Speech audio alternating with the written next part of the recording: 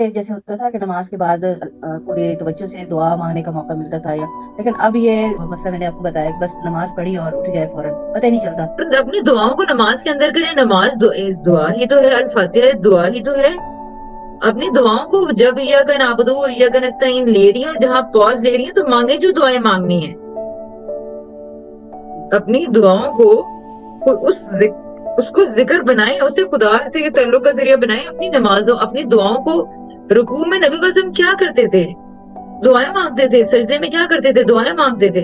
मांगिए, रुकू में जितनी दुआएं मांग सकते हैं मांगे, सजदे में मांगे। एक तो आपकी नमाज की क्वालिटी बेहतर होगा, फोकस बेहतर होगा, नमाज की रेलेवेंस जिंदगी से समझ में आएगी, नमाज पढ़ने का दिल चाहेगा।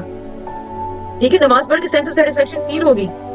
नमाज की कॉन्सेप्ट को सही तरह समझे तो सही ना। ये जिस तरह नमाज हमें बताई जाती है, इररिलेवेंट है ये, टोटली हमारी जिंदगी से मीनिंगलेस एक्टिविटी है हमारी जिंदगी की। तो उससे निकलना है हमने।